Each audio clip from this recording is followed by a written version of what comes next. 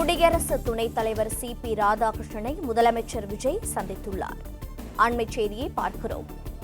அரசுமுறை பயணமாக முதலமைச்சர் விஜய் 3 நாட்கள் டெல்லி பயணம் மேற்கொண்டிருக்கிறார். இந்த நிலையில் குடியரசு துணைத் தலைவர் சி.பி. ராதாகிருஷ்ணனை முதலமைச்சர் விஜய் சந்தித்திருக்கிறார்.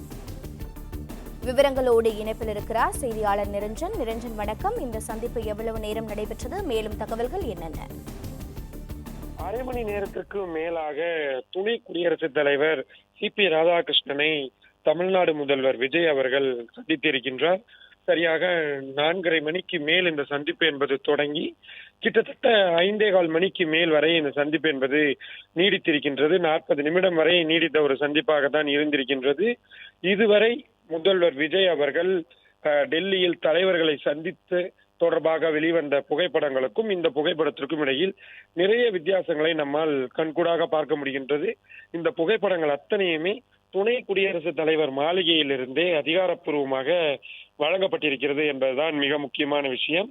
அது மட்டும் இல்லாமல் முதல்வர் விஜய் அவர்கள் நடராஜர் சிலையை, ஒரு ஃப்ரேம் செய்யப்பட்ட நடராஜர் சிலையை பரிசாக துணை குடியரசுத் தலைவருக்கு நினைவு பரிசாக கொடுத்திருக்கிறார். மலர் கொத்துகளையும் கொடுத்து தனது மரியாதையை தெரிவித்திருக்கின்றார்.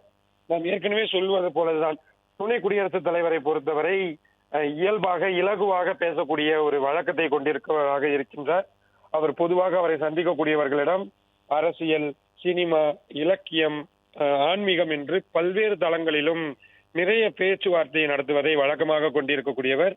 அந்த வகையில் இருவருமே தமிழ்நாட்டை சேர்ந்தவர்கள் என்பதனால் அவர்கள் மிகவும் இலகுவாக பேசியிருக்கிறார்கள் என்பதிலிருந்துதான் அவர்களது அந்த உடல் மொழி, அந்த பாடி எக்ஸ்பிரஷன், இது எல்லாம் வைத்து பார்க்கும் பொழுது மிக இலகுவான ஒரு சந்திப்பாக இது நடந்திருக்கிறது என்பதை தெள்ள தெளிவாக புரிந்து கொள்ள முடிகின்றது.